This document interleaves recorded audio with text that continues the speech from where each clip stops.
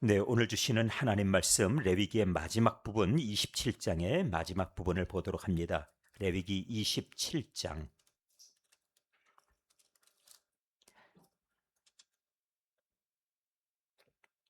네, 말씀을 레위기 27장 찾으셨나요? 네, 그러면 저희들이 네, 주시는 말씀 가운데 26절부터 마지막 절까지 보도록 합니다. 26절부터 마지막 절입니다. 네, 26절부터 마지막 절 우리가 한 번 더 26절부터 보도록 합니다. 오직 가축 중에 처음 난 것은 여호와께 드릴 첫 것이라 소나 양은 여호와의 것이니 누구든지 그것으로는 성별하여 드리지 못할 것이며.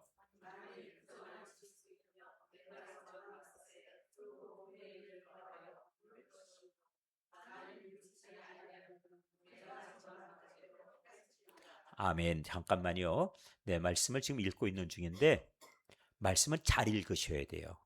왜냐하면은 예, 말씀은 듣는 가운데서 믿음이 자라게 돼 있거든요. 그 들을 준비하고 읽으셔야 됩니다. 듣는다면 누구의 음성이 제일 좋겠어요? 자신의 음성입니다. 그 자신의 음성이 자기 귀에 들리도록 그렇게 읽으십시오. 왜? 믿음에 유익하기 때문이에요. 다 같이 다시 27절 시작.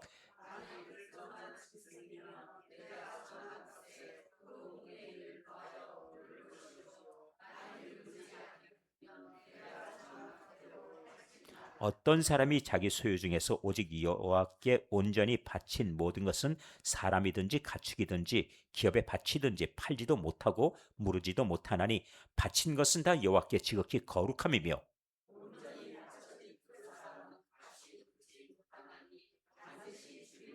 그리고 그 땅의 10분의 1, 곧 그 땅의 곡식이나 나무의 열매는 그 10분의 1을 이 실은 여호와의 것이니 여호와의 성물이라.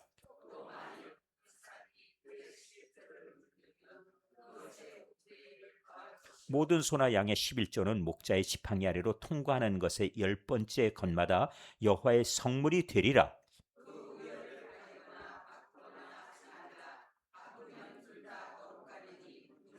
34절.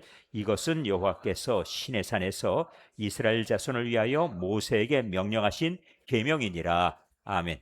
근데 오늘 레위기 마지막 부분이고 마지막 시간입니다. 레위기가 끝나면은 미리 예고해 드리지만 다음 주부터는 선지서 중에 다니엘서를 보도록 하겠습니다. 다니엘서가 여러 많은 계시가 있고 그리고 또 신앙적인 교훈이 들어 있어서 그리고 또한 이 말씀을 우리가 자세히 살펴볼 만한 이유가 충분한 그런 뜻이 있기 때문에 다니엘서를 보도록 합니다. 다시 한번 정리해 드리죠. 주일날도 한 번 더 광고하겠지만 우리가 수요 기도회 창세기 이제 끝났죠? 끝났으니까 우리가 이번 수요일부터 마태복음 1장 1절 보셨고요. 그리고 다음 주 마태복음 1장부터 해서 신약의 마태복음을 봅니다. 그리고 또 우리가 금요일 날은 구약의 다니엘서를 보게 됩니다. 그리고 네, 우리 새벽 기도에는 그냥 차례대로 쭉 나가니까 그건 신경 쓰지 마시고 그냥 가는 대로 간다. 이렇게 생각하시면 될 거예요. 하지만 지금 저희들이 지난 한 1년여 동안에 사실 성경에서 어렵다 하는 부분들을 상당히 많이 보셨어요. 특별히 요한계시록. 네, 저도 요한계시록의 강해를 성심성의껏 이렇게 말씀을 전한 것은 제가 목회하면 처음. 물론 요한계시록을 새벽 기도회 때 하루 한 장씩 해나가기도 하고 요한계시록을 인용해서 사용 안 한 건 아니지만 이렇게 제가 성의껏 말씀을 전해본 것도 처음이고 또 한편으로 창세기 말씀도 여러 번 말씀을 드린 바 있지만 이렇게 자세하게 말씀드리는 적도 별로 없었던 것 같아요. 그런 만큼 레위기도 제가 그동안에 아껴두고 남겨두고 하다가 여기 와서 레위기를 처음 펴들었는데 그렇게 한 장씩 매일 이 일부를 이렇게 보던 방식에서 저희들이 이렇게 자세히 들여다보는 것도 참 아주 귀한 기회였습니다. 그런 만큼 레위기의 뜻이 우리들이 살펴보니까 그냥 왜 이 책은 왜 여기다 끼워 넣어가지고 우리를 자꾸 이렇게 힘들게 하나? 하나님 왜 저를 자꾸 이렇게 시험에 빠지게 하십니까? 차라리 그럼 성경 통독만 한다 그러면 레위기가 앞에 큰 벽이 돼 가지고 여기를 넘지 못하고 또다시 좌절하고 또 창세기 출애굽기 읽고 또 끝내고 매번 그러면서 성경 통독의 그 결심을 좌절시켜 주시더니 이제 비로소 여기서 레위기를 보았나이다 하시는 분들 있을지 몰라요. 그러나 레위기의 그 뜻을 알고 나서 보니까 참 귀하다 하는 것을 알게 됐지요. 자, 오늘 이제 마지막 보시고 그리고 마지막 총평하면서 레위기를 마무리하겠습니다. 지난 시간에 여기 이 부분을 잠깐 보셨거든요. 그렇지만은 결론이기 때문에 저희들이 더 자세히 한 번 더 들여다보면서 마무리한다는 뜻으로 보시면 되겠습니다. 26절 보시죠. 자, 오직 가축 중에 처음 난 것은 누구 것입니까? 여호와께 드릴 것, 여호와의 소유예요. 이 유래는 어디 있다고 그랬지요? 유래는 6월절입니다. 6월절 때 초태생은 다 어찌 됐어요? 다 죽었지요. 그런데 살았기 때문에 살아있는 것은 누구 것? 하나님 것. 존재할 수 없는 거예요. 그런데 하나님이 살려주신 겁니다. 그러니까 은혜로 살려주신 것들은 왜 남겨주셨고 왜 살려주셨을까? 하나님의 소유로 삼기 위해서. 이렇게 된 거예요. 그러니까 아깝다고 이거 못 드린다 할 만한가요? 그럴 수 없지요. 왜? 이거 이미 벌써 애굽에서 그대로 하나님이 하시던 대로라면 다 죽었어야 되는 존재할 수 없는 것들이에요. 그런데 하나님이 살려주셨다는 얘기는 하나님 앞에서 우리가 여호와의 소유로 삼는 거룩함이 되는 거예요. 그러니까 이거는 우리가 아깝다 이런 얘기 할 필요도 없어요. 이건 하나님이 살려주신 은혜의 산물이기 때문에 하나님 것이다. 애초의 마음을 그렇게 딱 접어버리면 돼요. 자, 그리고 하나님이 세상을 창조하실 때 이것은 내 것이다 하신 것이 또 있다면 그것은 안식일입니다. 왜? 하나님이 완성했다 하는 것을 선포하시고 너희가 이 날은 거룩히 지키라 하신 것은 하나님의 창조를 우리가 누리는 것인 만큼 그 하나님의 창조에 대한 신앙을 가지고 지켜야 될 신앙 고백이에요. 그래서 그것도 누구 것? 누구 것? 하나님 것.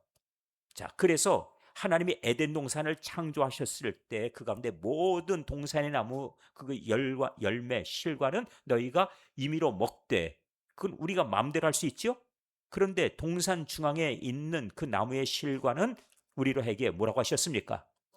먹지 말라. 왜 먹지 말라 하셨을까요? 하나님 것이에요. 하나님 것이에요. 그러니까 먹지 말라는 겁니다. 먹지 말라. 자, 그런데 그거는 하나님 것인데 쳐다보면은 어떻게 보여요? 먹음직하고 보암직해 보입니다. 그러니까 아예 탐내지도 말고 관심도 갖지 말고 하나님 것이니까. 여러분들 남의 것 탐낼 필요 하나도 없지요? 괜히 쳐다보고선 괜히 이렇게 눈길 줄 필요 없지요? 그게 좋은 겁니다. 그런데 제일 어떻게 보면은 제일 찌질해 보이는 사람이 누구냐? 난 밥 먹고 있는데 쳐다보고 앉아 있는 거. 아, 내 밥 아닌데 왜 쳐다보고 있어요? 그렇지요? 그런 거 아니겠어요?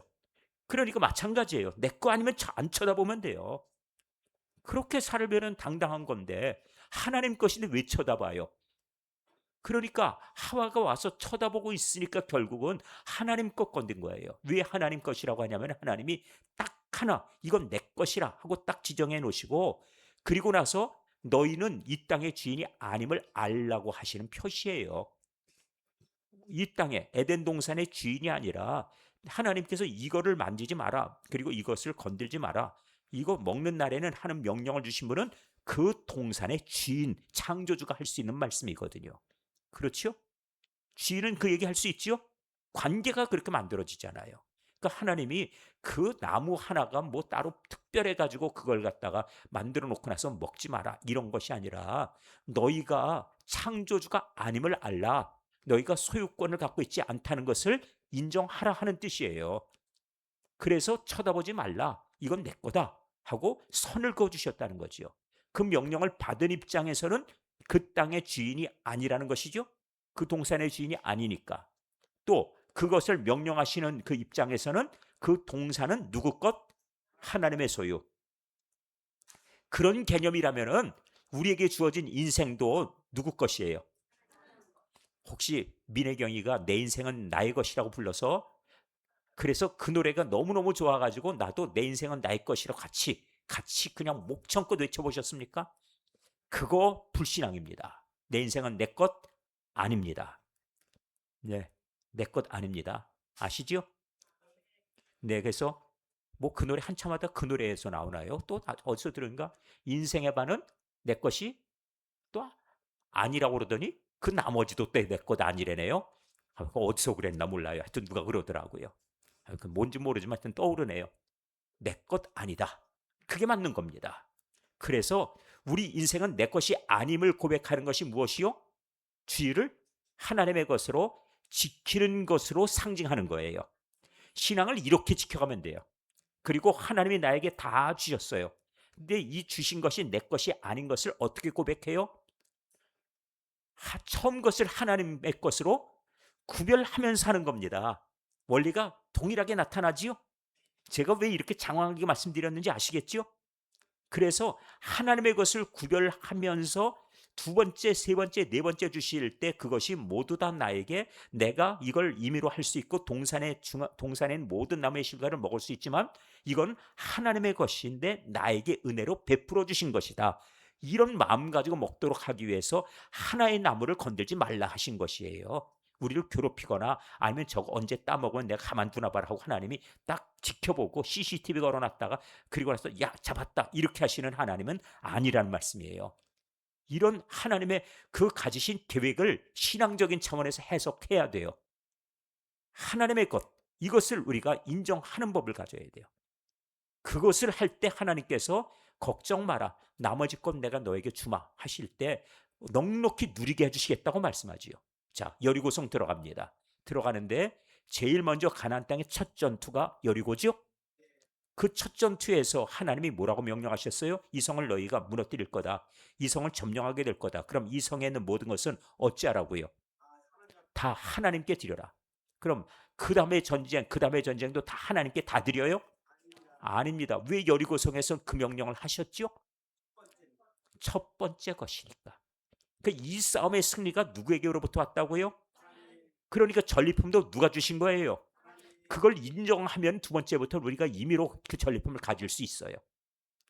무슨 뜻인지 이해가 되신 거죠? 이것이 우리 신앙의 중심 토대가 되면 기초가 되면은 그 다음의 것은 쓰더라도 하나님이 주신 것입니다. 이 나머지 하나님께서 우리에게 주셨습니다. 이 승리, 그 다음에 모든 성들을 차지해 나갈 때 하나님이 이기게 하신 거죠. 이 여리고를 통해서 그것을 딱 기초 삼아 놓고 나서 그 다음에는 너희가 임의로 가지라는 거예요. 근데 이것을 어기고 여기에서 손댄 사람이 있었죠? 누구였습니까? 아간이지요. 금덩어리, 은덩어리, 그리고 신할산의 외투 하나 이걸 보고 탐이 나가지고 그걸 감췄다가 그 다음에 그 집안이 다 멸분돼 버리죠. 왜 그랬을까요? 하나님의 것을 손댔기 때문이에요. 이 전쟁은 하나님의 승리였어요. 그런데 그걸 인정하지 않으니까 망하는 겁니다. 하나님이 잔인한 분, 하나님이 모진 분 이런 뜻이 아니라 이 신앙을 깨뜨리는 자를 하나님께서 이 땅에서 멸하시는 거예요. 그러니까 교회가 요즘 이때 자꾸 무너져가는 게 있어요. 무엇인가 하면은 신앙의 기본들을 자꾸 놓쳐가요. 그 부분들을 오늘 마지막으로 보자는 말씀입니다. 자, 그럼 이제 가도록 하겠습니다. 자, 처음 난 것은 여호와께 드릴 첫 것이다. 왜? 하나님 것이니까. 자, 여기에는 설명이 다 됐지요? 그 다음으로 보겠습니다. 소나 양은 누구 것? 소나 양은 누구의 것입니까? 자신이 없으세요? 성경에 써 있는데 너무 아까워서 소리가 작아졌습니까? 다시 한번 소나 양은 누구 것? 왜 여호와의 것입니까? 왜요? 왜 소나 양은 여호와의 것입니까? 제사 드리는 거룩한 짐승이거든요. 그렇지요? 네. 그러니까 이건 여호와의 것이에요. 처음 것 얘기하는 거예요. 처음 것. 처음 소와 양 태어나면은 이건 무조건 어떤 소든지 처음 새끼를 낳았어요. 이 소가 어떤 양이 자라나가지고 처음 양을 낳았어요. 그럼 태어난 처음 것은 누구 것? 하나님께 이건 딱 드려요. 그리고 그 다음에 태어나는 것들은 누가 가져요? 그건 자신이 가져요. 이렇게 되는 겁니다. 자, 그래서 처음 것은 하는 의미를 이젠 무슨 뜻인지 확실하게 아셨죠? 이 짐승이 처음 새끼를 베어서 이 새끼를 낳았다 할 때 이건 무조건 하나님께 돌리는 거예요. 그리고 누구든지 그것으로는 성별하여 드리지 못할 것이며 하는 얘기는 무엇이냐면은 애초에 성별되어 있는 겁니다. 내가 따로 이걸 드리겠다 뭐 약속하고 말고 그럴 것도 없어요. 그냥 하나님께서 이건 내 거다라고 딱 지정한다는 얘기예요. 그래 누가 맘대로 이걸 갖다 이건 내가 드리고 이건 내가 못 드리고 하고 순서를 바꿔도 안 돼요. 그리고 이번엔 내가 이것으로 드리지 하고서는 처음 것을 가지고 그렇게 취사 선택할 수 있는 것이 아니란 얘기예요. 무슨 말씀인지 아셨죠? 그러니까 이걸 뭐라고 그러냐면 당연이란 얘기예요. 당연히 누구 것? 하나님 것. 그런데 27절은 내용이 조금 다르지요. 27절. 27절 뭐라고 말씀합니까? 만일 부정한 짐승이면 이 부정한이란 얘기는 무엇이냐면은 제사 드릴 수 없는 짐승이에요. 하나님께 드릴 수 없는 짐승. 예를 들어 염소도 드리고 그리고 나서 그 다음번에 또 그 밖에 뭐 무슨 짐승을 키우면 우리가 알 수 있을까요? 뭐 말도 키우고 하겠지만은 하나님께 이걸 드려야 되는데 제사를 못 드릴 짐승이 있어요. 그럴 수가 있겠죠. 그러면 이걸 어떡합니까? 이 제사를 못 지내는데. 자, 그러면 이제 그 다음에 나오겠죠. 내가 그러면 이 부정한 이 짐승의 처음 그러면 첫 그 짐승의 태어나면 새끼의 값이 있을 거예요. 시장에서 있겠죠. 그러면은 그 짐승 정해져 있는 그 값에 얼마를 더해요? 5분의 1을 더해가지고 그 다음에 그 돈을 드리라 이겁니다. 그러니까 그 짐승을 하나님 앞에 부정한 짐승 끌고 오지 말고 대신에 그 돈으로 팔아가지고 그 다음에 5분의 1을 더 가지고 오든지 아니면 네가 가진 돈으로 5분의 1을 더해서 그 가치에 5분의 1을 더해서 가지고 오라 하는 얘기예요. 하나님의 명령이고 요구사항이죠. 처음 태어난 것에 대해서는 하나님께 돌릴 생각을 해라 하는 이야기입니다. 그래서 만일 부정한 짐승이면 내가 정한 값에 그 5분의 1을 더하여 물을 것이요라고 하는 얘기는 물은다는 얘기는 짐승은 내가 가져가고 대신에 이 5분의 1을 더해서 그 값을 가지고 와라. 설명이 잘 되었죠? 자, 그 다음에 만일 무르지 아니하려면 그러면 어떻게 해요? 하나님 앞에 이걸 어떻게 하면 돼요? 정한 값대로 팔아라. 내가 그 짐승을 내가 대신 갖지 않을 거면 어떻게 해요? 팔아서 네가 마음대로 하라 그거예요. 그 돈을 네가 갖든지 말든지. 왜? 하나님 앞에 5분의 1 더해서 돌렸기 때문에. 그러니까 물은다는 얘기는 내가 소유한다는 개념이지요. 근데 내가 소유하지 않으려면 그것은 어떻게 해요? 남에게 팔아도 좋다 하고 하나님이 허락하시는 거예요. 왜? 이거는 만일 정결한 짐승이면 그럴 수가 없어요. 제사를 지낼 만한 짐승이면 그냥 하나님께 갖다 드려야지요. 그런데 이 짐승은 제사를 할 수 없으니까 대신에 내가 물은다는 얘기는 내가 갖는 거예요. 그 대신에 5분의 1을 더해서 드리고 가졌지요. 그런데 불구하고 내가 갖기 싫어요, 이 짐승을. 그러면 어떻게 해요? 내다가 팔아라 하고 파는 것을 허락해 주셨다 하는 뜻입니다. 자, 이제 28절로 갑니다. 28절. 어떤 사람이 자기 소유 중에서 오직 여호와께 온전히 바친 모든 것을 자, 그다음에 사람이든지 가축이든지 기업에 바치든지 팔지도 못하고 무르지도 못하나니. 자, 어떤 사람이 자기 소유 중에서 무엇을 했던가요? 내가 가진 것 중에서 뭐라고 했어요? 오직 여호와께 온전히 바친 모든 것은 그러니까 내가 가지고 있는 것인데 하나님 여호와께 드리겠습니다라고 했어요. 드리겠습니다라고 했으면 그것이 대상이 첫 번째 가축, 두 번째 그 기업에 바친 그 집안에서 물려가 오는 그런 밭이죠. 그 집안에서 계속 물려가는 만일 내가 이걸 팔았지만은 신혈이 되면은 다시 돌려받아서 그 집안의 소유가 또 되지요. 이건 그 기업의 밭이에요. 그 집안에. 자, 그런데 짐승이든지, 그리고 다시 말해 가축이든지 그 기업에 바치든지 여호와께 돌렸으면 이걸 내가 어떻게 해요? 팔지 못해요. 예, 내가 갖고 있을 수도 없어요. 왜? 하나님께 드린다고 했으니까. 이건 하나님의 것이지 내가 마음대로 드린다 해놓고 나서 그 다음날 생각해 보니까 아차 잘못했다. 이 짐승 얼른 팔고 나중에 제사장이 야 그거 어떻게 됐냐 그러면 그거 없어졌는데요. 이렇게 할 수 없다는 거예요. 팔아버릴 수 없다. 그러니까 거짓말하고 나중에 뒤로 빼돌리거나 이럴 수 없다는 얘기지요. 네, 밭도 예, 그냥 갖고 있을 수도 없고 이건 하나님의 것이라고 내가 서약을 했으면 그 일을 지켜야 된다는 말씀이에요. 자, 그래서 팔지도 못하고 무르지도 못하나니 바친 것은 왜 그렇습니까? 팔지 못하고 무르지 못하는 이유, 내가 그냥 소유하고 있을 수 없는 이유도 무엇이요? 무엇이요? 여호와께 지극히 거룩하기 때문이다. 제가 이 건물을 초대교회에 제가 교회로 넘기기로 했어요. 그러면 누구 겁니까? 누구 거요? 하나님 겁니다. 이 건물은 이 하나님 겁니다. 근데 목사님 등기 안 줬잖아요. 예. 그거는 등기를 넘길 조건을 갖추기를 기다리고 있는 중이지 이미 벌써 하나님의 것입니다. 왜? 마찬가지로 하나님께 바치기로 했으니까. 무슨 뜻인지 아셨죠? 근데 제가 지금 아직 갖고 있는 상태가 뭐예요? 이게 무르는 겁니다. 근데 제가 지금 마음에는 이것이 제 소유인가요? 아니에요. 그런데 절차상 이것이 모든 조건이 갖춰져야지 등기를 교회로 넘길 수 있다. 그래서 그 조건을 갖춰가는 그 시간이 필요해서 지금 유예하고 있는 중이에요. 이건 어쩔 수 없지요. 그러니까 모든 조건을 지금 갖춰가기 위해서 깨끗한 상태에서 넘기는 이 과정을 지금 만들어가는 중이니까 이거 다 해서 넘겨야 돼요.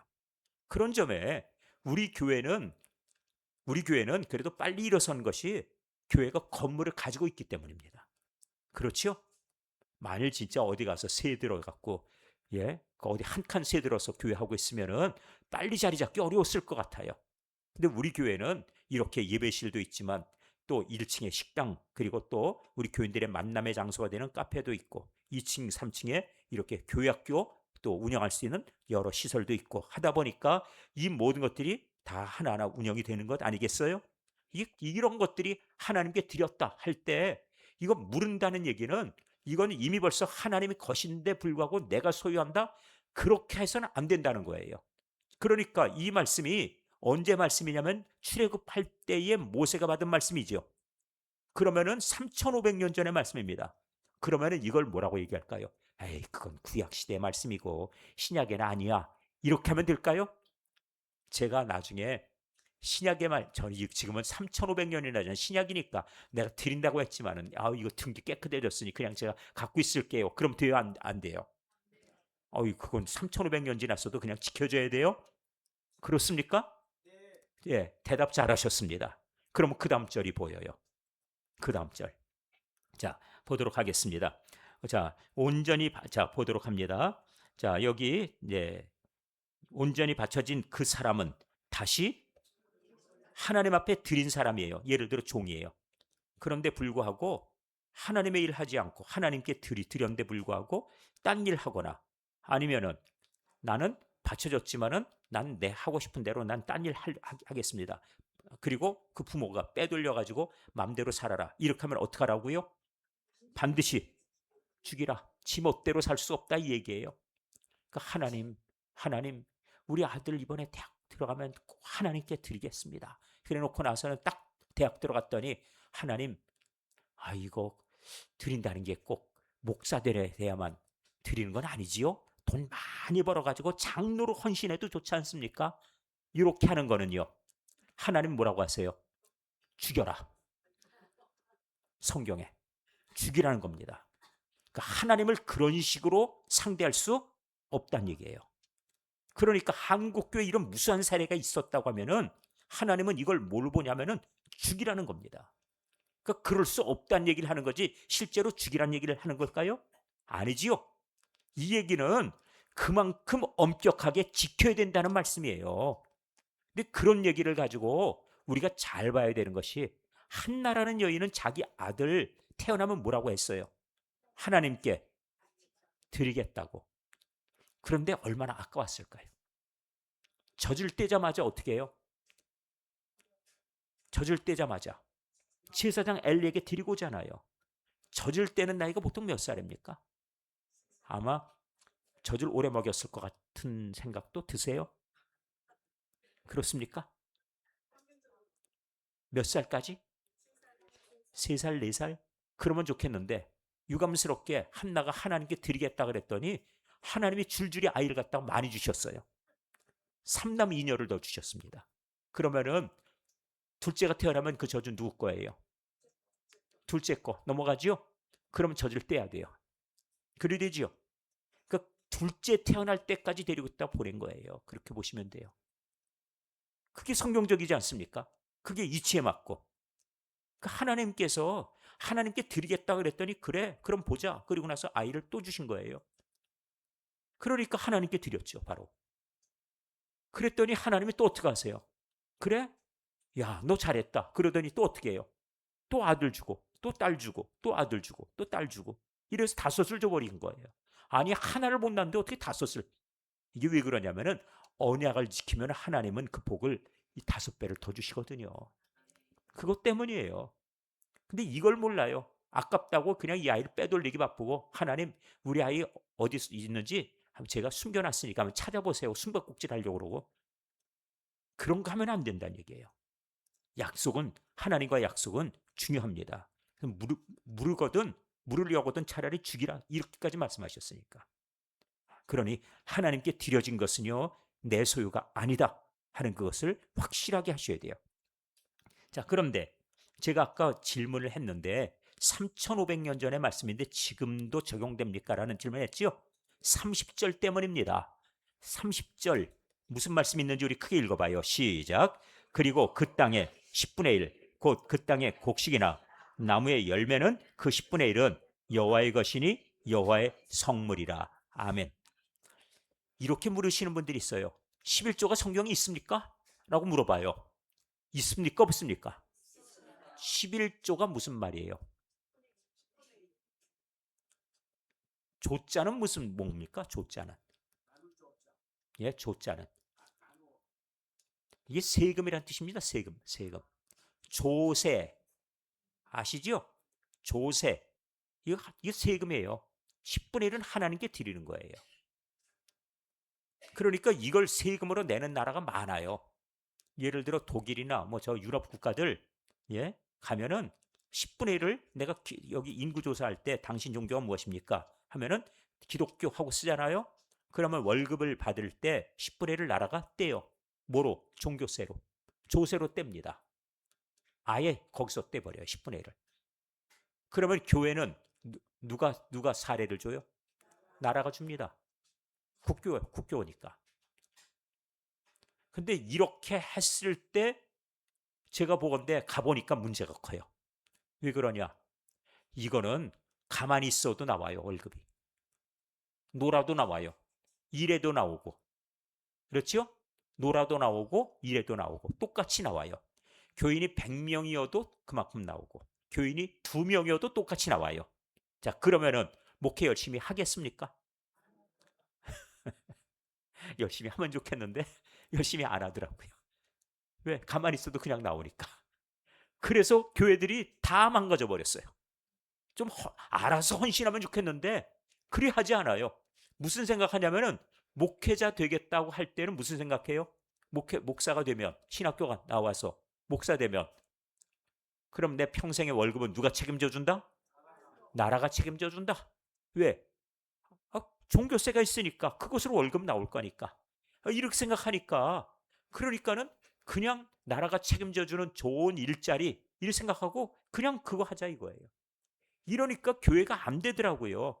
그런데 제가 가만 생각해 보니까 목회는 하나님의 원리대로 그냥 줘야 될 것 같아요. 그러니까 달란트만큼 우리 예수님이 비유하신 대로 종들이 있어요. 종들인데 멀리 가면서 맡겼어요. 우리 주인이 하늘나라 가시면서 맡겼어요. 맡겨놨는데 그런데 모두 똑같이 2달란트를 주지 않으셨어요. 어떻게 했습니까? 하나는 5, 하나는 2, 하나는 1. 자, 불공평하지요? 왜? 하나보다는 5이면 5배인데 불공평하지 않습니까? 왜 불공평하다고 말씀들을 안 하시네요. 그럼 공평합니까? 그럼 다시 여쭤볼게요. 공정합니까? 공정하지 않습니까? 우리 주님이 공정하지 않다고 감히 말씀하십니까? 뭐예요? 그럼 공평하지도 않고 공정하지도 않으면 성경은 그럼 그 주인은 잘못됐네요. 다시 말씀을 드릴게요. 그러면 전부 똑같이 2달란트씩 나눠주면 좋았을까요? 그것도 아니에요. 도대체 제가 혼란스럽습니다. 어찌하라고요? 제대로 좀 길 좀 가르쳐 주십시오. 그러면 그게 맞습니까? 잘했다고 생각하세요? 예? 성경이 그냥 많이 받으면 많이 받고 적게 받으면 적게 받는다. 그렇습니까? 그런데 옆에 사람이 생각하기에 한 달라도 받은 자는 억울한 거예요. 아니 저 인간은 뭐길래 5배를 줘 나한테? 예? 나보다 기분이 안 나빠요? 기분 나쁘죠. 나도 능력 5배, 나도 5 받으면 5 남길 수 있어. 근데 왜 나한테는 하나 준 거야? 이렇게 생각을 하면은 기분 나쁘지요. 요즘 기분 나쁜 사람 많아요. 많습니다. 저도 조금 기분 나쁘려고 그래요. 왜 그러냐면 요즘 젊은 사람들이요. 삼성에 들어가서 그 반도체에서 일하면은 월급 평균 월급이 얼마인지 아세요? 1억 5,600만 원이에요. 전 평생에 그런 월급을 받아본 적이 없어요. 연봉이죠, 연봉. 아니 제가 적어도 동두천에서 가장 큰 교회 목사였는데 저는 그렇게 받아본 적이 없어요. 그런데 거기는 누구나 다 평균 그만큼 받는답니다. 그 회사 들어가면. 그런데도 불구하고 그거 모자라다고 이번에 성과급을 6억을 내달라고 해서 합의한 거예요. 6억? 애들이 장난이에요. 이름이에요. 그렇죠? 평생에 6억을 만져보기도 힘든 사람이 우리 대한민국 국민 대다수인데 아니 그걸 내놔라 그래가지고 그래 빨간 띠 있다 하고선 그래 받았다. 좋다. 지금 이 상황이거든요. 그러면 딴 회사들은 뭐예요? 딴 회사에선 기분이 좀 나빠지지 않겠어요? 자, 저희 이 부분을 한번 좀 생각하고 가면 좋을 것 같아요. 월급을 갖다 그러면 어떤 사람은 보면은 어떤 회장은 100억을 받는 연봉을 100억을 받는 회사 사장이 있어요. 대표가. 그럼 그거는 내가 월급을 1억을 받을 때 저 인간은 나보다 100배나 연봉을 받으니까 저 인간은 내가 죽여서 저걸 100분의 1을 다 골고루 나눠 가지면 좋겠다. 맞는 생각입니까? 아니지요. 근데 공산주의는 그렇게 하겠다는 게 공산주의예요. 똑같이 나눠 갖자 이겁니다. 왜 쟤는 많이 가져가? 왜 많이 가져가는지 아세요? 왜냐하면 회사 세웠으니까. 회사 세우는 것. 아무나 할 수 있는 일이 아니에요. 그 회사를 세웠잖아요. 연봉을 1억 넘게 주는 회사를 세워서 그 안에 몇만 명의 월급을 줄 수 있는 회사로 키웠다? 그건 아무나 하는 게 아니에요. 그러니까 그 사람은 특별한 사람이에요.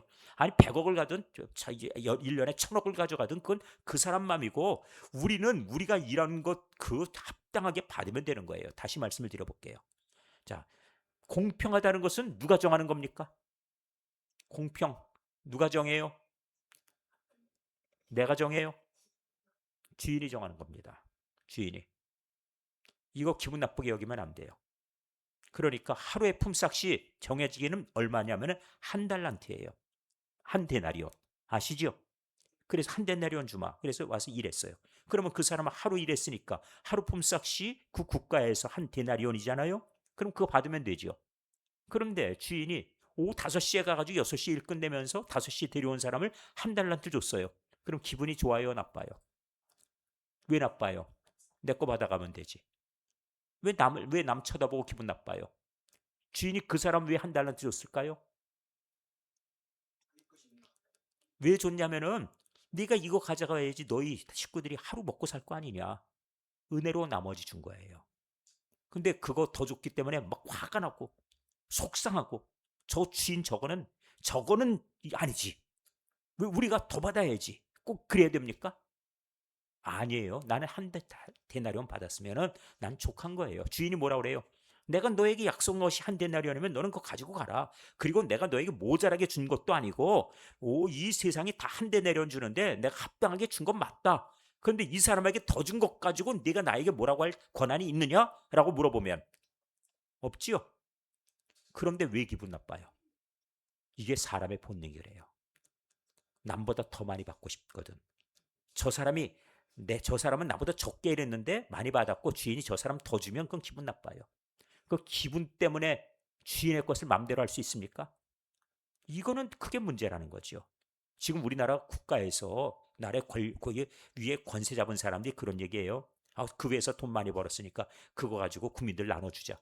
그거 우리가 함부로 손댈 수 있는 게 아니에요. 개인 재산은. 그렇죠? 그건 사유재산이고요. 그 회사의 주인은 누구냐면 주주들이에요. 나중에 이익이 나오면은 주주들이 돈 내서 회사가 거기까지 왔으면은 손해 보면은 주주들의 자기들이 투자한 것이 없어지는 거고, 그렇지 없어지죠. 주식 값이 막 떨어지면 그래서 막 자살도 하고 막 난리잖아요. 없어지면은 그 사람들이 손해 보는 거고, 많이 벌면 그 사람들이 거기에서 투자한 만큼 나눠 받는 거지. 아 그게 억울하면 자기들도 투자하지. 그리고 이 노동자들은 노동한 그 대가, 그 임금을 받으면 되는 거지. 왜 자기들이 주식도 없으면서 주주 노릇하고 이익을 내놓으라 그래요? 그거는 그건 뭐, 이거는 원래 주식회사의 원리가 아니에요. 그러니까 지금 사회가 망가져가고 있다는 얘기죠. 그런데 아마 질문하실지 몰라요. 목사님 그러면 왜 더 주기로 약속했어요? 왜 그러냐면요.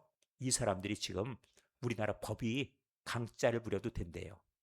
그래가지고 생산 안 하면 하루에 1조씩 손해난다 그러고, 회사의 모든 어떤 이 가진 그 장비들이 망가져서 100조가 손해난다. 그 밖에 이 모든 판매 관련된 네트워크가 다 무너져 버리고 신뢰가 잃어버리면 그 다음에 회사 다시 일어서기 어렵다. 그러면 손실이 발생하죠. 그럼 그 손실이 원래 누구에게 가야 돼요? 누구에게?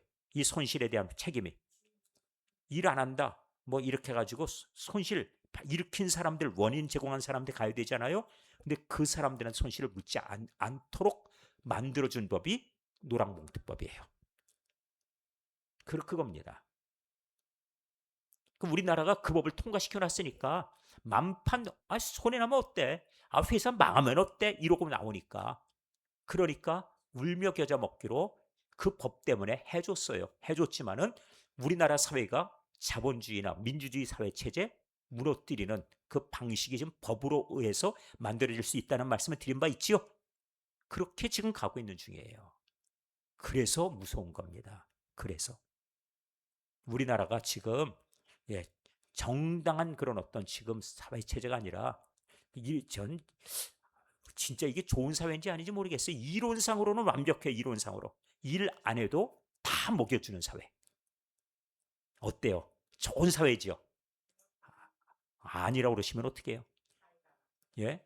일 안 해도 태어나서 죽을 때까지 계속 먹을 걸 나라에서 공급해줘요. 그럼 공급자는 누구예요? 어버이예요. 어버이. 그래서 어버이라 부르는 거예요. 어버이 수령. 그건 부모보다도 또 높은 존재예요. 그렇게 하는 겁니다. 그러니까 공급자가 국가가 된다. 이건 절대 권력이에요. 그렇게 되는 겁니다. 그래서 우리나라도 국가가 공급해 주겠다 그러고 기업의 이익을 국가가 그거를 그 초과 이윤을 갖다가 국민들에게 나눠주도록 하자 하는 얘기가 자꾸 기웃기웃 나오는 것은, 그건 사회주의 체제, 공산주의 체제에서 하는 방식을 도입하자라고 살짝은 뛰었다가 막 뭐라 그러면 아니 그건 아니고, 그랬다가 또 조금 있다가 또 한 번 얘기해보고, 또 뭐라 그러면 또 아니 그건 아니고, 그랬다 또 조금 있다 또 얘기하고, 자꾸 기웃기웃하는 거예요. 왜? 나눠주면 권력이 되거든요. 이번에도 나눠준다고 그러지요? 뭐, 예? 나눠줬어요? 받아서 좋으십니까? 아니에요? 솔직하게 좋잖아요. 아니라고 하시지 마시고, 예. 꽁돈 줬는데 좋다고 그러시고, 그 대신에 어버이, 이 얘기를 듣고자 하거든. 나라 망가뜨리는구나 보시면 돼요. 나라 망가뜨리는구나. 우리 순수 지금 빚이 1,400조가 됐습니다. 문재인 정권 시작할 때 600조였어요. 그런데 1,400조 됐습니다. 이거 큰일 났는데, 이거 뭐 큰일 났는지 아니지 뭐 아나 그냥 모르겠습니다. 저도. 자 이제 갑니다. 자 10분의 1 여호와의 것, 자 하나님의 것이라 하고 말씀했죠. 자또 만일 어떤 사람이 그 11조를 물으려면, 11조를 물으려면 어떻게 해요? 그 곡식들이나 밭에 과일이나 이것들, 이걸 내가 가지려면 어떻게 해요? 그것을 5분의 1을 더하여서 드리라 이거예요. 자 그러면 이렇게 묻는 사람이 있어요. 지금 한국교회 위기가 11조 때문에 나 교회 못 다니겠다는 사람 많아요. 맞지요? 많습니다. 이것 때문에 내가 교회 이제 안 다니게 됐다는 사람도 있어요. 또, 또 제가 얼마 전에 유튜브에 목사님이 하신 말씀이, 11조는 그건 성경 어디 있냐고 또 따지시는 분 있어요. 성경을 갖다 안 보니까. 성경을 안 보니까. 어디 있냐고 그래요. 여기 있죠. 여기 있죠. 성경이 여기 있습니다. 또 이렇게 말해요. 11조는 옛날에 있었지만 지금은 없어졌다고. 그러면은 3500년 전 얘기니까 아까 제가 뭐라고 그랬어요? 3500년 전이니까 신약에서 이제는 안 지켜도 되지요? 그렇습니까? 성경은 영원합니다. 하나님께서 이제는 아니어도 된다라고 하신 게 아니거든요. 그런데 교회가 착각하거나 오해하면 안 되는 게 있어요. 11조는 누구 것이요? 하나님 것이지 목사 것도 아니에요. 그렇지요? 힘 있는 장로님 것도 아니에요. 교인 것도 아니에요. 누구 거요? 하나님 것. 이 원리를 이걸 잘 알아야 돼요. 그러니까 우리들이 이것을 사용할 때는 교회를 통해서 그리스도가 머리 되시니까 우리들이 이것을 어떻게 사용할 것인가 주님이 기뻐하시는 대로 주님의 뜻에 맞게 이게 하나님의 것이에요. 그렇게 되는 겁니다. 이걸 거치지 않고 개척교회라고 그래가지고 목사님이 혼자서 다 걷어가서 이걸 가지고 자기가 마음대로 또 그리고 교회가 커지니까 돈 주섬주섬 해가지고 어디다 땅도 좀 사놓고 그리고 어디다 아파트 사놓고 값 올라가니까 야 이거 내가 이거 참 재테크 잘했다 이렇게 하는 거 이거 아니지요? 그렇게 하면 안 되는 거예요. 이건 하나님 것이니까 하나님 것 가지고 내가 마음대로 하면 안 된다는 거 아시죠? 그래서 이건 투명해야 돼요. 교회가 일반적으로 수많은 교회들이 재정을 공개하지 않는 교회 많습니다. 그런데 우리 교회는 철저하게 공개하고 있어요. 궁금하시면은 그냥 교회 운영위원회 와서 들어보시면은 다 알아요. 금방. 그렇죠? 금방 할 수 있습니다. 매주 재정부 올라와가지고 그 지금 현재 상황이 어떻습니까? 자꾸 제가 물어보잖아요. 공개적으로 자꾸 물어봐요. 왜? 이건 하나님 것이니까. 자, 이 원리는 끝까지 가는 겁니다. 그래서 성경에 써 있으니까 하는 거지. 우리가 그냥 임의로 하는 건 아니란 말씀이에요. 내 맘대로 정하는 것도 아닙니다. 10분의 1은 하나님 것이에요. 그래서 제가 지난주 말씀을 드렸죠. 자, 뭐라고 말씀드렸냐면은 32절. 모든 소나 양의 11조는 어찌한다고요? 목자가 어떻게 해요? 지팡이를 딱 놓고 그 아래로 지나가게 해요. 지팡이를 놓고 지나가면은 자, 열 번째 것은 누구 거? 하나님 것. 그래서 자, 이거 이제 자, 이제 시작. 하나. 그럼 이건 하나님 것. 둘, 셋, 넷, 다섯, 여섯, 일곱, 여덟, 아홉. 그런데 열 번째 게 너무 실한 양이 지나가니까 야, 그러지 말고 저 양 좀 더 바꾸자. 이렇게 할 수 있어요? 순서 못 바꿉니다. 자, 그 얘기가 나와 있지요? 자, 보세요. 모든 소나 양의 11조는 목자의 지팡이 아래로 통과하는 것에 몇 번째마다? 열 번째 것마다 여호와의 성물이 되리라. 성물이란 무엇이냐면 거룩함, 구별된 것. 이거는 무조건 하나님의 것 이렇게 되는 거예요. 뭐 아깝고 말고 그런 얘기 할 것도 없고요. 난 그것 때문에 교회 다녀 안 다녀 그건 자기가 마음대로 하라는 얘기예요. 그러나 우리는 그냥 하나님 말씀대로 합니다. 그래서 주일도 그냥 이거는 7일의 하루는 하나님 것이라 쓰니 하나님 기뻐하신 대로 그렇게 드리고 그 다음번에 그것을 바탕으로 우리가 살아가면서 나머지 날 하나님이 주신 은혜 가운데 주신 날이니까 이젠 이건 내 거니까 내 마음대로 합니다. 하나님 손대지 마세요. 뭐라고 하지 마세요. 이런 차원이 아니에요. 예. 내가 10분의 1 드렸는데 나머지는 내 거지. 그러니 하나님 이제 이건 나머지는 내 건데 하나님 뭐 쓰든지 하나님 뭐라실 거 있어요? 내가 이거 가지고 고스톱 해가지고요. 따가지고 다음 주에는 제가 돈 많이 모아다가 하나님 드리겠습니다. 이런 거 하지 말라는 거예요. 무슨 뜻인지 아셨죠? 하나님이 기뻐하시는 대로. 그리고 주식 능력 없는 분들은 주식하지 마세요. 능력 없는 분들은 예 주식하지 마세요. 저는 주식을 평생 해본 적이 없어요. 왜? 두 가지 이유 때문이에요. 첫 번째 이유는 무엇이냐면은 주식을 하면은 온통 관심이 거기 간다는 거. 예, 맞아요? 해보셨습니까? 관심이 거기 갑니다. 매 아침에 눈 뜨면은 오늘 얼마 됐지? 이게 사로잡혀 버려요. 그러니까 이건 뭐냐면은 하루 한 번씩 까보는 도박패예요. 하루 한 번씩 까보는. 그래서 이거 하지 마십시오. 또 하나는 무엇 때문이냐면은 이 도박이라고 이 이게 제가 말씀드린 것처럼 하나는 내 정신을 거기다 빼앗긴다는 게 하나, 두 번째는 그 안에 도박의 의미가 들어있기 때문에 그래요. 그러면은 그럼 투자하지 않아요? 주식하면 안 되는가요? 그 뜻은 아닙니다. 아예 우량기업이라고 딱 인식되고 전망 있는 기업이다 하거든 주식 사놓고 잊어버리세요. 묻어버려요. 그냥 아주 딱 어디다가. 그래서 매일 열어볼 것 같으면 아예 하실 만한 그릇이 안 되는 거고, 어떻게 하라고요? 아예 묻어놓고 나서 30년 후에 열어본다. 혹은 20년 후에 아이들한테 이거 그냥 주식 준다. 이 정도 할 거면은 할 자격이 있어요. 근데 그럴 만한 배짱이 있어요? 그렇게 혹시 하실 의향이 있습니까? 그러거든 하시라는 거예요. 투자 개념으로 하면 하는 것이고, 매일매일 들여다보면서 올랐어 떨어졌어 하면서 오늘은 얼굴이 하나 폈다가 그 다음날은 죽상됐다가 이렇게 할 거면은 이거는 주식할 만한 그런 그릇 자체가 안 되는 인생이에요. 그러니까 그렇게 할 거면 하지 말란 얘기입니다. 내 인생 거기다 잡혀가지고 무슨 뜻인지 아셨죠? 넣었다 뺐다 하면서 그거 그렇게 하는 거 아니에요. 자, 이 정도 말씀드렸으니까 교통정리는 된 줄로 알고요. 자, 이제 가겠습니다. 자, 하나님께서 말씀하셨으니까 열 번째 것은 하나님의 것 그랬지요? 그 우열을 가리거나 하는 얘기는 좋은 거 나쁜 거 바꿔치기 못한다는 얘기지요? 그 다음번에 바꾸거나 우열을 가리는 건 이게 좋은 거니까 다 골라놓고 나서 나중에 가서 뭐랬냐면은 아유 그 좋은 거랑 요 좀 바꾸자. 마지막에 다 요렇게 딱 골라놓은 다음에 여기 나머지 9개 중에서 서로 바꿔치기 이런 거 하면 안 된다는 거예요.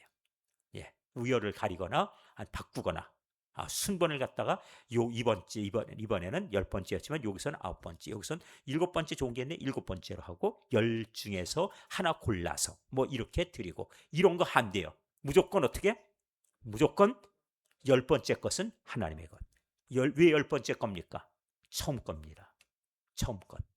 무슨 뜻인지 아셨죠? 그러니까 세기 시작하면서 하나 하면서 하나 나머지 둘부터는 임의로 너희가 때. 또 열 번째가 되면은 또 처음 하나. 그게 처음 것이에요. 그래서 처음 것은 하나님 것이니까 이렇게 된 겁니다. 자, 그 다음에 바꾸면 어떻게 됩니까? 둘 다 거룩하니 무르지 바꿨거든 둘 다 하나님 것이에요. 예, 둘 다. 나오지요? 무르다는 얘기 뭐냐면 내가 갖는 거 안 된다는 거예요. 그러니까 바꾸면은 하나님의 것이었는데 요거랑 바꿨다 그러면은 하나님의 것이었던 것도 하나님의 것. 바꾸면 바꿔졌기 때문에 요것도 하나님의 것. 아주 하나님께서도 생각을 많이 하셨네요. 못 바꾸게. 그렇죠? 네. 못 바꾸게 아주 그냥 단속 조항을 확실하게 그냥 딱 못을 박아놨어요. 이렇게 우리는 웃어가면서 하나님의 것을 바꿀 수 없다. 바꾸거든 둘 다 하나님께 돌려라. 이런 것까지 이제 기록을 해놓으셔서 애초에 바꿀 엄두를 못 내게 해놓으셨다는 거. 여기까지 우리가 봤습니다. 자, 그러면서 마지막 34절 레위기 마지막 절입니다. 우리 읽습니다. 시작. 이것은 여호와께서 시내산에서 이스라엘 자손을 위하여 모세에게 명령하신 계명이니라. 아멘. 자, 시내산에서 계명 주셨다 그러는데 시내산에서 10개의 계명을 받았다는 건 아시죠? 그런데 10개의 계명만 받은 것이 아니고 이 계명들도 받았어요. 의외로 많죠? 성경 안에 기록되어 있는 것이 248가지의 하라는 계명이 있고요. 365가지의 하지 말라는 계명이 있습니다. 그래서 성경 안에 모두 613가지의 계명이 있어요. 자, 다시 한번 하라 하는 계명이 몇 개?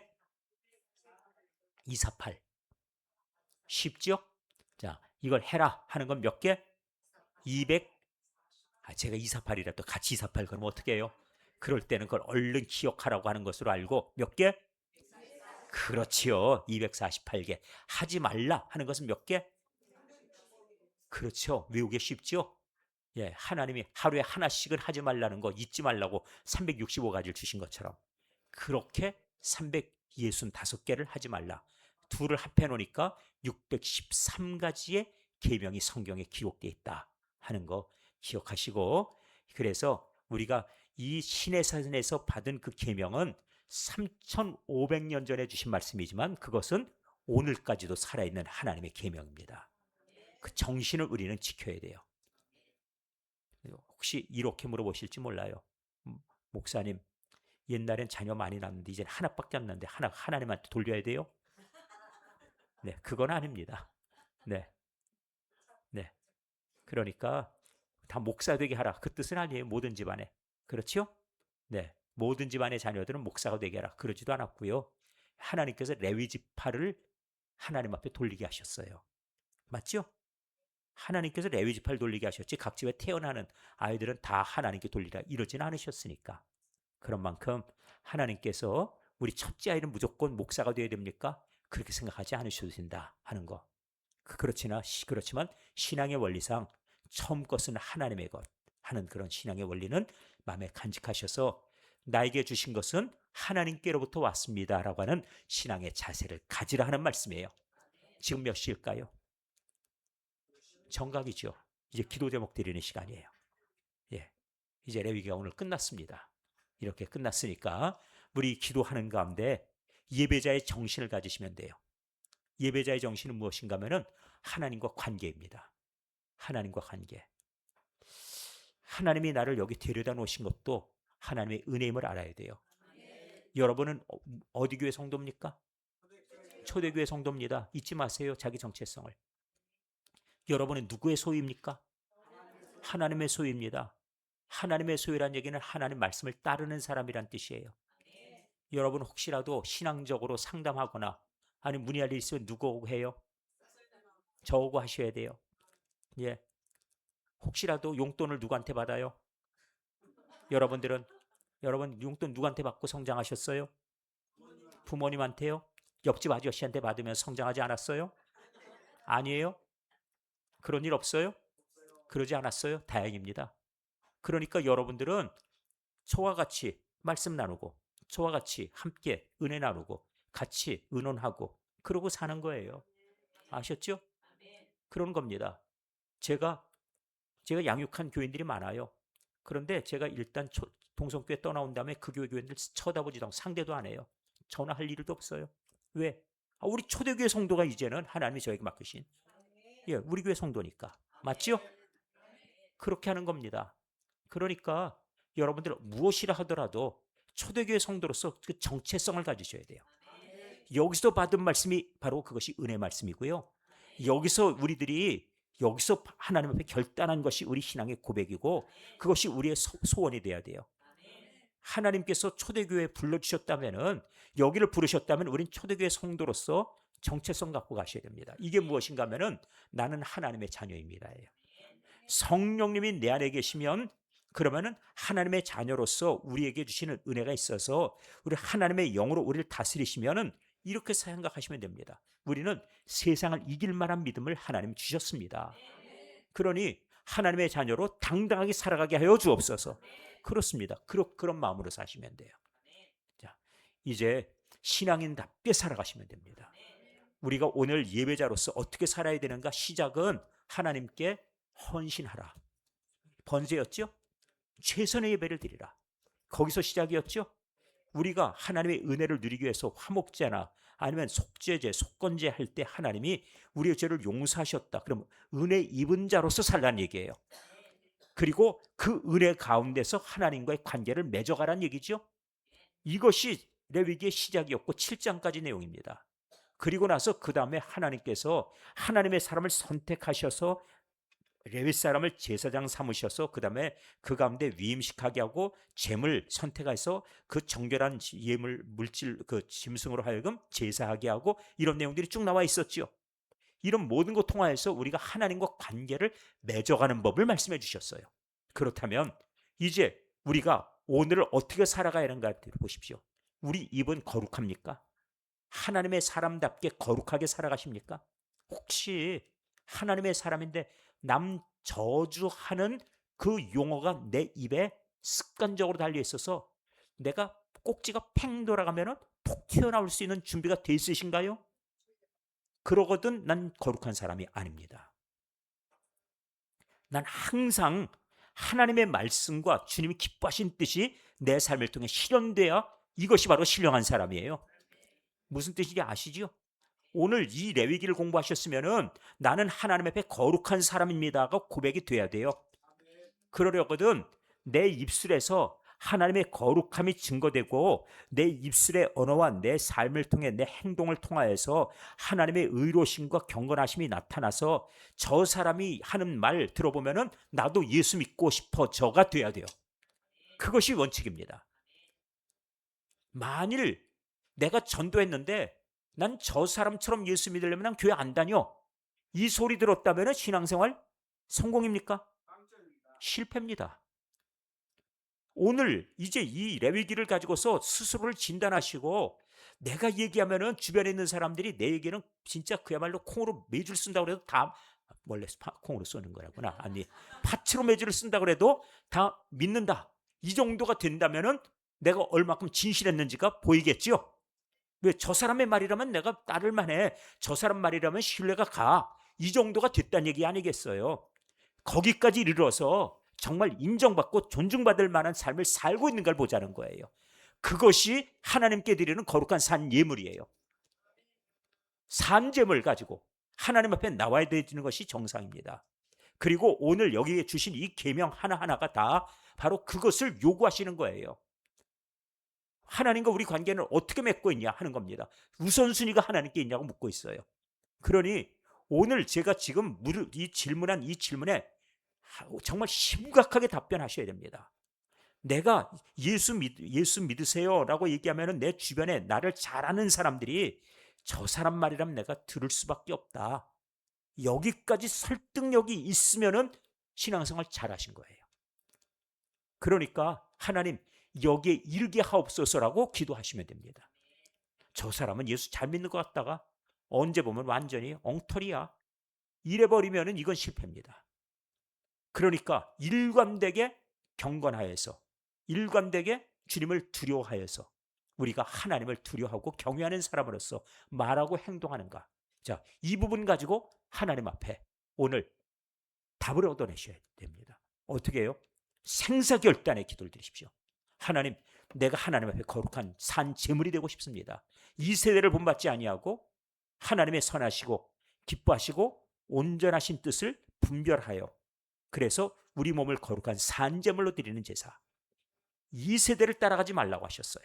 자, 오늘 이 세대 풍속이 아니라 하나님 기뻐하시는 말씀대로 따라가는 그 결단 따라 기도하시고 응답받는 은혜가 있기를 바랍니다. 기도하겠습니다. 아버지 하나님, 오늘 레위기의 말씀을 들었습니다. 기도 제목을 들으면서 심각한 질문을 스스로 하고 하나님 앞에 구하고자 합니다. 하나님, 내 삶을 통하여, 내 언어를 통하여 예수님을 증거한다면 내 속에 예수님이 드러나고 내 언어 속에서 하나님께서 기뻐하시며 많은 사람이 바로 내 삶을 통해 예수님을 보았다고, 난 내 눈에는 하나님 보이지 않지만 당신을 보니 하나님이 살아계신 것이 틀림없다고 이렇게 이야기하며 나도 당신이 믿는 하나님을 믿고 싶다고 하는 그런 설득이 이루어진다면 좋겠습니다. 하나님, 이 일을 이루어 주시옵소서. 레위기의 말씀을 통하여 그런 경건한 삶을, 그리고 또 헌신의 삶을, 최선의 삶을 살아가게 하여 주옵소서.